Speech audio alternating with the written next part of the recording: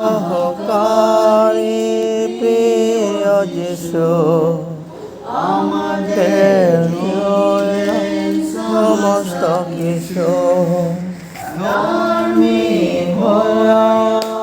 দুঃখ সহিলে তিনি হইলেন জয়। হে আকাশ চন্দ্র তারা সকল প্রশংসা শুনাইলে যে সমাচার যিশু খ্রিস্ট উঠেছেন বইনায়া, শুনাইলে যে সমাচার যিশু খ্রিস্ট উঠেছেন বইনায়া। বলো যে সমাচার যিশু খ্রিস্ট প্রভু সবার। হে আকাশ সূর্য চন্দ্র তারা সকল করে যিশু প্রশংসা।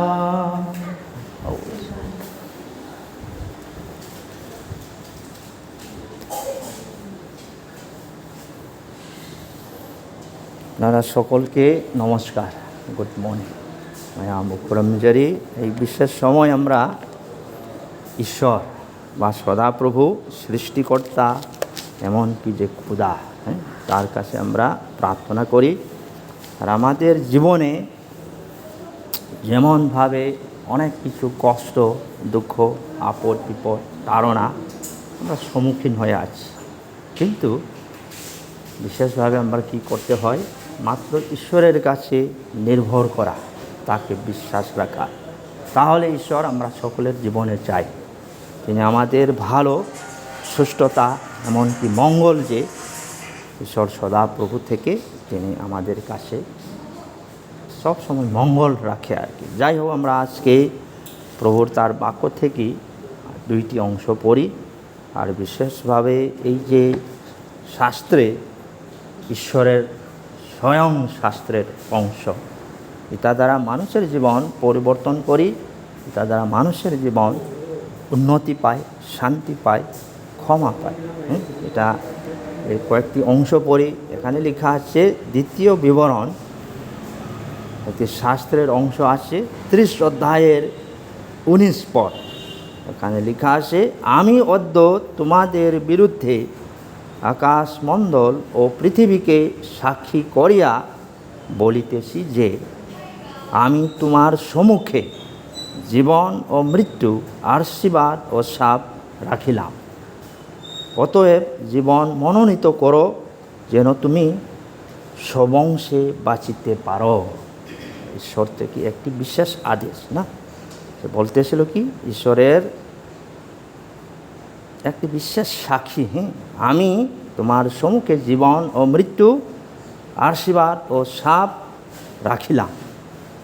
অতএব জীবন মনোনীত করো, যেন তুমি সবংশে বাঁচিতে পারো, চিরকাল বাঁচিতে পারো। ঈশ্বরের একটি বিশেষ প্রতিজ্ঞা। আর এই নতুন নিয়মেরও অনেকটি পদ লেখা আছে।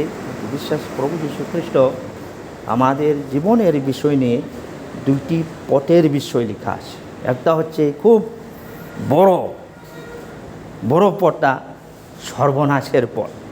আর একটা ছোট বা নির্গম পথ, এটা হচ্ছে স্বর্গের পথ। একটা বড়টা সর্বনাশ, নরকের পথ শেষে।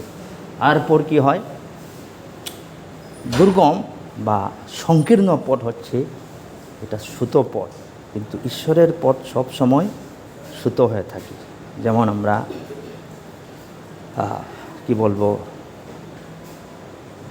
প্রায় সময় কম থাকবো আর কি।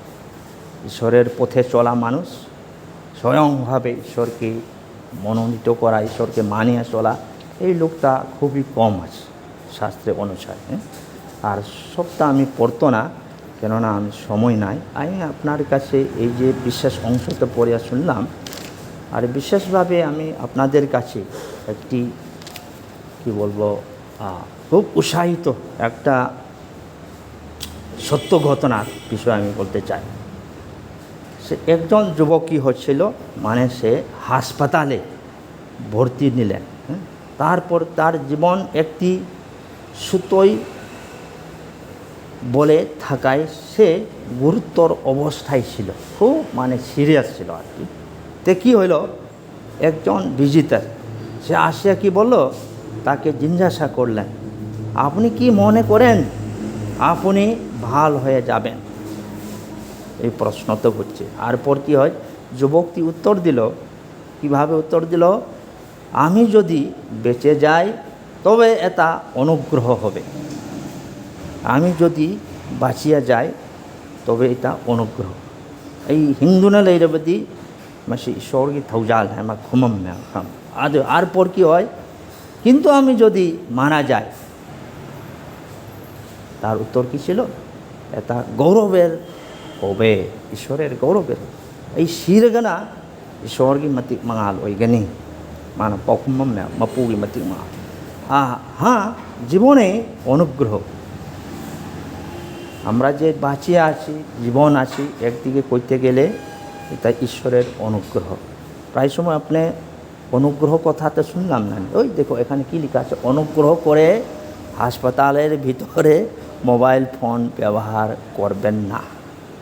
অনুগ্রহতে একটা যথেষ্ট ঈশ্বর থেকে আপনাকে আমাকে কি হয়, খুবই গুরুত্বভাবে এটা মূল্য দেওয়া।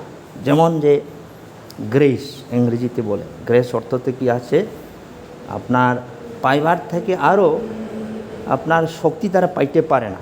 আপনি 100% মধ্যে 100% পাইবার শক্তি তো নাই, যে ঈশ্বর আপনাকে অল্প কিছু তার অনুগ্রহ দেওয়া, এটা দ্বারা বাঁচা জীবনটা। একদিকে কইতে গেলে আমরা সবাই ঈশ্বরের অনুগ্রহ দ্বারা বাঁচিয়ে আছি না। আপনি আমি যদি চিন্তা করেন, আমাদের অন্যায়, পাপ, হিংসা, মিথ্যা, এই সমস্ত কিছু যদি চিন্তা করেন, আপনি আমি আজকে শ্বাস নিয়ে আছি, এটাও ঈশ্বরের অনুগ্রহ দ্বারা হয় না। যেমন আপনি শ্বাসের যে মূলটা, হসপিটালে আসে আপনি বুঝবেন অক্সিজেনের দাম কতটা। আমরা কিন্তু ঈশ্বর যে গৌরব করেন, ঈশ্বর যে সর্বশক্তিমান, আমাদেরকে শ্বাস দেওয়া থাকে। এই শ্বাসটা কিনতে গেলে কত টাকা, হাজার হাজার টাকা, হ্যাঁ, কিন্তু ঈশ্বর আপনাকে আমাকে দান করে, এটা হচ্ছে ঈশ্বরের অনুগ্রহ। তারপরে দেখুন এই যুবকটা সে উত্তর দিলেন, হ্যাঁ, জীবনেই অনুগ্রহ এবং সুস্থ থাকা এবং সুস্থতার সাথে বৃদ্ধ হওয়া এবং খাওয়ার জন্য যথেষ্ট হওয়া একটি বিশেষ অনুগ্রহ। চা বা থাকতে না নোয়াই না পুনছিলেন বা শিশু ঈশ্বরী বৌর মানে মান পিবা থৌজাল নেই, কিন্তু মৃত্যু ঘটলে কি হবে, ক্ষীরবা তুংটা করি ঠোক দেখে আবা। তারপর এবং সবাই জানে যে এটি ঘটবে, আমরা সবার জীবনে মৃত্যু ঘটবে শীঘ্রই বা পরে, সুস্পষ্ট চেতনায় বা প্রত্যাশিত বা অপ্রত্যাশিতভাবে আমরা কি হয়, তারপর কি এটি গৌরব হবে নাকি যে হতাশা এবং চিরন্তন একাঙ্কিত হবে? এটা কি বাইবেলে কি বলা হয়, এটা নরক বলে। ঈশ্বরের বাক্য শাস্ত্রে লেখা আছে নরক হবে, সত্যভাবে নরক আসে। এই যে নরকটা হচ্ছে যারা পাপী, অন্যায়, তাদের যে জায়গা স্থান হচ্ছে নরক। আর ঈশ্বর কিন্তু নরককে মানুষের জন্য সৃষ্টি করে না। কার জন্য নরকটা সৃষ্টি করলেন? যারা শয়তান, ভূত, প্রেত ইত্যাদি, তাদের জন্য নরকটা সৃষ্টি করলেন। কিন্তু মানুষ তো ঈশ্বর সৃষ্টি করেছেন যেন তারা নরক দিকে যায়, তাই ঈশ্বরের ইচ্ছা নয়। তা ঈশ্বরের ইচ্ছা কী আছে? মানুষ যেন স্বর্গ দিকে যায়, ঈশ্বরের শান্তি পায়, পৃথিবীতে থাকতে সময় ঈশ্বরকে গৌরব করিয়া তার অনুগ্রহ বুঝিয়া থাকা হচ্ছে ঈশ্বর মানুষের জীবন থেকে তার চাহিদা আছে, ঈশ্বর চান। কিন্তু আজকে আমরা কি করি? ঈশ্বর থেকে আমরা পৃথক হয়ে আমরা নিজ নিজ পথে চলিয়া গেল। এক স্থানে লেখা আছে, মানুষ নিজ নিজ পথে চলিয়া গেল, মিসিংসে মাহাকনা পাamba matungina mai magi aning mapamda loina chatnahare aba নিজের সৃষ্টিকর্তা ঈশ্বর থেকে অন্যদিকে মানুষ চলিয়া গেল। এই জন্য আমরা শুনে না, বা কান থাকে আমরা শুনতে পারে না, শুনতে চাই না, অন্তর থাকে আমরা গ্রহণ করতে পারে না। কেন এটা? মানুষ তখন পাপে পতন হয়, ঈশ্বরের বাক্য অন্যায় করি অবহেলা করিয়া চলেন, তখন এই সময় থেকে মানুষের জীবনে পাপের পূর্ণ হয়ে গেল। এই জন্য আমরা পাপের পতন হয়েছি। এই জন্য আমরা মানুষ কি হয়? পাপী। কিন্তু ঈশ্বর যে সর্বশক্তিমান অনুগ্রহের ঈশ্বর, তিনি পাপী মানুষকে প্রেম করে। পরিষ্কারভাবে লেখা আছে, তিনি পাপকে ঘৃণা করে কিন্তু পাপীকে প্রেম করে। তা অর্থটা একটু জ্ঞান করা আছে। পাপকে ঘৃণা করে, ঈশ্বর পাপ পুত্তুকে চাই আদবু পাপ ইসিংবুনংশি রাম লুববান। এটা একটি বিশ্বাস চিন্তা করার বিষয়। হ্যাঁ, দেখুন, আমি আপনাদের কাছে বলতে চাই, প্রভু যীশু খ্রিস্ট এমনকি ঈশ্বর যে স্বয়ং, তিনি মানব অবতারে এই পৃথিবীতে আসার পরেও সে মানুষের কাছে একটি জীবন দিয়ে, এই যে জীবন হচ্ছে উনির যে জীবন, এই জীবনটা, এই যে জাগতিক যে জীবন আছে, আপনি আমি আজকে শ্বাস নিয়ে আছি, খাওয়া দাওয়া করি, এটা একটা জীবন আছে। এই জীবনটা কি? ক্ষণিকের জীবন। হিংগুনে চাতুনে চারি লেংলিবা পুনসিসিদি পুনসি মানে আবার সিগি পুনসিসিদি মাতাম ঘরনিকে পুনসি। একটি জীবন আছে যে ঈশ্বর তিনি দিবেন, এই জীবন হচ্ছে অনন্ত জীবন, অনন্ত কালের জন্য একটি বিশেষ জীবন। এটা কোনো দিন মানুষের কাজ কর্ম ধর্ম শক্তি দ্বারা ওই যে অনন্তকালে ঈশ্বরের সঙ্গে অনন্ত জীবনটা আমরা পেতে পারে না। মানুষের কাজের দ্বারা হোক, ভালো কাজ দ্বারা হোক, আপনার কর্ম দ্বারা হোক, আপনার ভালো চরিত্র দ্বারা হোক, আপনি আমি কোনো দিন ঈশ্বর থেকে এই ক্ষমাটা পাবেন না। কেননা আপনি আমি পাপে পতন হয়ে গেল। পাপে পতন হওয়ার পরে তো আমরা অতটুক ভালো করার চেষ্টা করি, ভালো কি করে, ভালো কি আমরা জানি কিন্তু করতে পারে না, এতেই পাপ আছে। ভালো তো খুব জানে আমরা, না কিন্তু করতেই পারে না, তাহলে কি আছে? বাইবেলে লেখা আছে তাই পাপ আছে।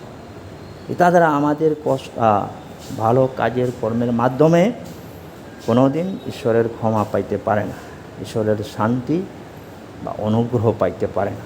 যাই হোক, দেখুন, আর প্রত্যেক মানুষের কাছে ঈশ্বর একটি বিশেষ জীবন দিয়েছেন। যে প্রথমে যে পড়লাম, একটি জীবন, আর পরে অভিশাপ, কার্স, অভিশাপ আর জীবন। তে মানুষ কোনটা পছন্দ করে? আপনি কি পছন্দ? জীবন পছন্দ, ঈশ্বরের সঙ্গে থাকা, শান্তি, না হলে ঈশ্বর থেকে যে অভিশাপ, কার্সটা, কোনটা পছন্দ? তে আপনার কাছে, আমার কাছে, আমরা প্রত্যেকের কাছে ঈশ্বর দিয়া থাকে একটা জীবন আর একটা পাপের জীবন, না নরকের জীবন, একটা হচ্ছে স্বর্গের যে জীবন। কোনটা আপনার পছন্দ আসে? কখনও দিয়া থাকে ঈশ্বর, আপনি পছন্দ করতেন, আপনি গ্রহণ করতে হবে। যদি গ্রহণ করে না, এই জীবনটা আপনি আমি পাইতে পারেন। এই জন্য বাইবেলে খুব পরিষ্কারভাবে লেখা আছে, ঈশ্বর আপনাকে আমাকে প্রেম করে। ঈশ্বর এই জগৎকে এমন প্রেম করিলেন, তার জন্য তিনি তার একজাত পুত্রকে দান করে, যেন যে কেহ তাহাতে বিশ্বাস করে তারা বিনষ্ট না হয়, কিন্তু কি আছে? অনন্ত জীবন, অনন্ত জীবন পায়। এটা উদ্ধার, তো এটা একটি বিশেষ উদ্ধার, একটি বিশেষ ঈশ্বর থেকে গিফট, উপহার। যে আপনি যদি নেন না, আপনি যদি গ্রহণ করে না, যে আপনি ঈশ্বরের অনুগ্রহ পাইবেন না। আর দেখুন, এই জন্য আপনি আমি পছন্দ কি আছে? তো বলছেন, যদি আপনি অবহেলা করি, ঠাট্টা করি, গ্রহণ করে না এই জীবনে, তখন বাঁচিয়ে আছি, যে আপনি কি পাইবেন? দেখুন, আমি এই পটে পড়ি, মথুলিখিত সুসমাচার 13 অধ্যায় একটি অংশে, ম্যাথিউ চ্যাপ্টার 13 ভার্স 42, একটা পড়িলে আবার পরিষ্কার বুঝবো আমরা। এখানে লেখা আছে, এবং তাহাদিগকে অগ্নিকুণ্ডে ফেলিয়া দিবেন। সেই স্থানে রুদন ও দন্ত ঘর্ষণ হইবে। দেখো কী লেখা আছে, সেই স্থানে রুদন ও দন্ত ঘর্ষণ হইবে, অগ্নিকুণ্ডে ফেলিয়া দিবেন।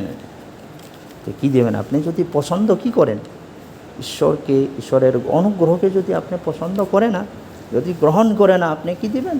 নরক কুণ্ডে ফেলাবে, শাস্তি পাইব। আজকে ঈশ্বর আপনার সামনে, এটা আমার সামনে, প্রত্যেকের সামনে দিয়ে আছে।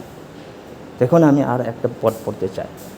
যীশু খ্রিস্ট তখন এই জগতে ছিলেন, এই সময় তার ইচ্ছা কী ছিল? মানুষ যেন তাহাদিগকে আয়, যিশুর কথা শুনি, তার কথা মানি, তার কথা গ্রহণ করি, এটা তার ইচ্ছা ছিল। কিন্তু প্রায় মানুষ শুনে না, প্রায় মানুষ অবহেলা করে, প্রায় আজকেও অবহেলা না। এই পথটা আরও পড়ি না, পরিষ্কার হবে। যোহন লিখিত সুসমাচার, আপনি খুলুন 5:40 পদ, 5:40, এখানে লেখা আছে যোহন 5:40। দেখো 5:40 লেখা আছে, আর তোমরা জীবন পাইবার নিমিত্ত আমার নিকটে আসিতে ইচ্ছা করো না। দেখো, আর তোমার জীবন পাইবার নিমিত্ত আমার নিকটে আসিতে ইচ্ছা করো না। না কয় না হিংবা ভাঙনা না বা এই নাতলা ইংতে অর্থ তো হচ্ছে না, অর্থ হচ্ছে তোমরা জীবন পাইবার নিমিত্ত আমার নিকটে আসিতে ইচ্ছা করো না। কেউ ইচ্ছা নাই, প্রভুর কাছে কেউ আসতে চায় না, তার অনুগ্রহ পাইতে চায় না। কেন? মানুষ পাপ করলে আরও আরাম আছে, না খারাপ কাজ করাতে খুব আরাম। ঈশ্বরের বাক্য শোনা, তার কথা মানা আমরা চাই না। যিশুই নিজে বলতেছেন, সে জগতে তখন ছিলেন, এই সময় বলতেছিল কেউ আমার নিকটে আসতে চায় না। আজকে এটা সত্য বলবো, প্রভুর কথা কইলে দূর যাও বইটা, তুমি সময় নষ্ট করো, ধরো তোমার নিজের ধর্ম পালন করো, ভালো করিয়া চলো, এটা ধর্ম না। প্রভু যিশুর যে শিক্ষা, তার যে অনুগ্রহের বিষয় হচ্ছে আপনাকে আমাকে জীবন দেওয়া, অনন্ত জীবন দেওয়া, ক্ষমা পাওয়া, ঈশ্বর থেকে শান্তি। যদি আপনি বিশ্বাস চিন্তা করুন। কিন্তু কি হয় দেখুন, তিনি অনুগ্রহের ঈশ্বর, তিনি খুবই পবিত্র ঈশ্বর। তিনি আজকেও আপনাকে আমাকে ডাকিয়ে আছে। সে সকলকে ডাকে, সে কেউকে অবহেলা করে না। সে আপনাকে ডাকিত, সে আপনাকে ক্ষমা দিতে চায়, আপনাকে শান্তি দিতে চায়। কিন্তু আমরা কি হয়, সিরিয়াসলি আমরা কি হয়, তার প্রেমকে দেখো খুবই করুণার সঙ্গে, এমনকি মন পরিষ্কার সঙ্গে তিনি আজকেও ডাকিতেছে। যেন সে জানেন আপনার অবস্থা, আমার অবস্থা। সে বলতেছিল, হে পরিশ্রান্ত ভারাক্রান্ত লোক সকল, আমার দিগকে আইসো, আমি তোমার দিগকে বিশ্রাম দিব। দেখো বিশ্রাম জিনিসটা প্রভুর কাছে আসে। একদিকে কইতে গেলে আমরা বিশ্রাম আসে না, আপনার কাছে বিশ্রাম না, আমার কাছে বিশ্রাম না। পৃথিবী অনেক যে হাজার হাজার কোটি কোটি লোক মানুষ কি আছে, অশান্তি, অস্থিরতা, তার সঙ্গে আমরা জীবনযাপন করি না। আর কিন্তু প্রভুর কাছে সে ডাকে তো আও, তার নিমন্ত্রণ সে আইসো, আমি তোমাদিগকে ক্ষমা দিব, আমি তোমাদিগকে বিশ্রাম দিব। আর মানুষ একদিকে কী করে, মানুষ ঈশ্বরকে খুশ করে, ওই দিকে সেই দিকে কোথায় গিয়ে অনেক অনেক স্থানে গিয়ে কীরকম ক্ষুধাকে ঈশ্বরকে পাওয়া যায়। পাইবনি আপনি আমি কোনো দিন ঈশ্বরকে পাইতে পারে না।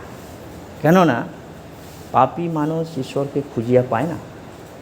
আর বাইবেল শাস্ত্রের শিক্ষা অনুসারে ঈশ্বর মানুষকে খুশ করে। ঈশ্বরna mibu thiyaba mine ishor thira phangwaye mapuse khoi mine thira phangbe আমি খুশ করিয়া পাইব না, প্রভু আপনাকে খুশ করে। আপনি কোথায়? কেননা সে আপনাকে সৃষ্টি করিলেন, তার কাছে আপনি খুবই মূল্যবান, তার সৃষ্টিতে আপনি একদম সর্বশ্রেষ্ঠ মানুষ। আপনি জ্ঞান করতে পারি, ইস আমি তো এইভাবে জন্ম হয়েছি, আমার অবস্থা ঠিক নাই, তার কারণে আমার অবস্থাতে খুব দরিদ্রভাবে জন্ম হইল, আমি কিতা অর্থ আছে আমার জীবন, এটা ভাবিও না। তাহলে আপনি ঈশ্বরের অভিশাপ আছে। আপনি নিজেকে সাহস করো, আমি ঈশ্বরের সৃষ্টি, আমি তাকে গৌরব করব, আমি তাকে মানব। কিতাব এই জন্য যিশু বলতে ডাকে, প্রভু যিশু ডাকে তো, আইসো আমি তোমাদিগকে বিশ্রাম দেব। আর সময় নাই, আমি একটা পথ পড়িয়া শেষ করি। কত যে তার প্রেমটা কেন আমরা অবহেলা করতে পারি। দেখো একটি অংশ পড়ি, এটা ওই যে আদি পুস্তকের আছে, যেসায় 55 পদ, যেসায় 55, এটা পড়ে আমরা শেষ করি।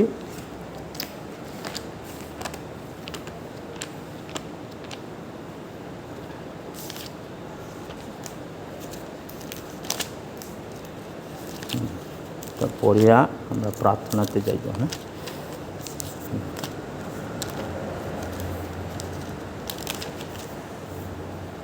ওই দেখো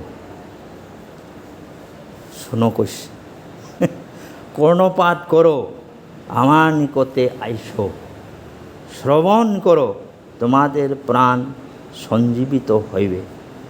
আর আমি তোমাদের সহিত এক নিত্যস্থায়ী নিয়ম করিব, অতল দয়া স্থির করিব। কান দিছে কেন? শোনার জন্য, খারাপটা না, প্রভুর রূপটা শোনো। আমার প্রায় সময় খারাপটা বেশি ঢুকাই না, ভালোটা ঢুকাইতে চাই না।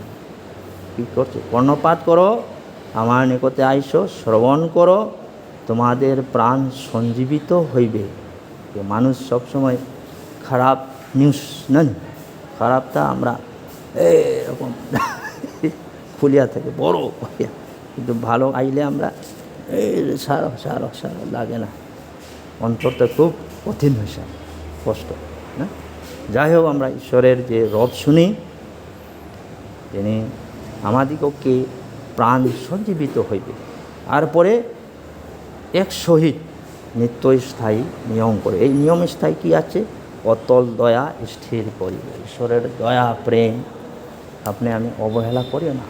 এটা দ্বারা আমরা আসিয়া তার অনুগ্রহ দ্বারা। দেখো আজকে প্রভু যিশুকে বলুন, প্রভু আমি একদম তোমার দৃষ্টিতে আমি পাপী, আমি অসহায়। তা আপনি আজকে যদি স্বীকার করতে পারেন, দেখুন আপনি কত যে ভালো, যে দয়ালু ঈশ্বর, আপনি বুঝবেন। মানে একবার টেস্ট করে দেখো। খই আমরা মধু কি আছে, তার টেস্টটা খুব ভালো টেস্ট না? ঈশ্বরের যে দয়া, তার অনুভব কত যে ভালো, কত টেস্ট করো, বিশ্বাস রাখো যে আপনি নিত্য নিয়ম, তিনি আপনাকে অনন্তকাল জীবন দেবে। আর এই যে জীবন শেষ পরেও আপনি ওই যে স্বর্গে বাস করবেন। পৃথিবীতে থাকতে সময় আপনি যে কোনো পরিস্থিতি হইতে পারি, কষ্ট হইতে পারে, আপদ হইতে পারে, অসুস্থ হইতে পারে, হোক না কেন। ওই যে যুবককে কি উত্তর দিলেন? মরলে আমি ঈশ্বরের জন্য গৌরব হইব, আমি থাকলে ঈশ্বরের অনুগ্রহ, আমার অনুগ্রহ দেয়। যা ঈশ্বর আশীর্বাদ করুন। আপনার অনেক কিছু পড়ার জন্য আছে, আপনি পড়তে পারি, বিনামূল্যেও পাওয়া যায়। ঠিক আছে, আমরা সবাই চোখ বন্ধ করি, প্রার্থনা করি, শেষ করি। পিতা ঈশ্বর, হে প্রভু, তুমি প্রেমের, অনুগ্রহের, দয়ার ঈশ্বর প্রভু, তুমি সর্বশক্তিমান, তুমি দয়ালু ঈশ্বর প্রভু। তুমি আমরা প্রত্যেকে প্রেম করে, তোমার যে করুণা প্রেম তুমি প্রদর্শন করিলেন। তুমি যে প্রভু যীশু খ্রিস্টতে তুমি দয়া অনুগ্রহ এই জগতে সকলকে উদ্ধার করার জন্য তুমি একমাত্র সন্তান হয়ে জগতে প্রেরণ করিলেন প্রভু যীশু খ্রিস্ট। আর প্রত্যেকের জীবনে যে জীবন, এমনকি অভিশাপ, তুমি দিয়েছো, কিন্তু তুমি সকলকে দয়া, জীবন, যে ক্ষমা, যীশুখ্রিস্টের অনুগ্রহ দ্বারা সকলকে এই যে দান করেছে, এই সত্য যেন সকলের জীবনে বুঝতে পারি। আশীর্বাদ করো।